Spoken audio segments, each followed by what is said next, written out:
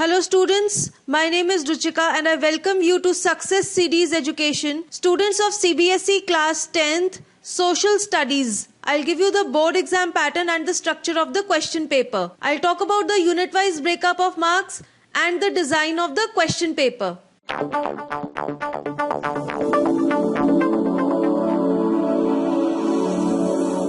This information is from the website of the CBSE. Unit 1, India and the Contemporary World Part 2 will carry 23 marks weightage.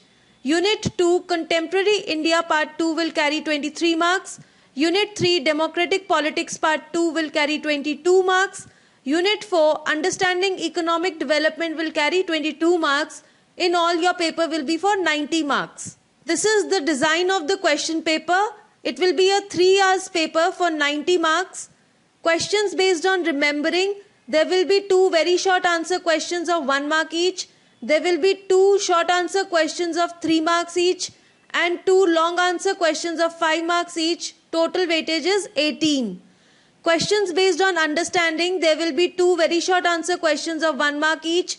There will be 1 short answer question of 3 marks and 2 long answer questions of 5 marks each, totaling to 15. Questions based on application. There will be 2 very short answer questions of 1 mark each. There will be 4 short answer questions of 3 marks each and 2 long answer questions of 5 marks each, totaling to 24. Questions based on high order thinking skills. There will be 2 questions of 1 mark each, 2 questions of 3 marks each and 2 of 5 marks each, totaling to 18. Next section is creating evaluation and multi-creating evaluation and multidisciplinary type of questions. There will be 3 questions of 3 marks each, totaling to 9 marks. Out of these 3 marker questions, there will be 1 value-based question. Next section is of a map.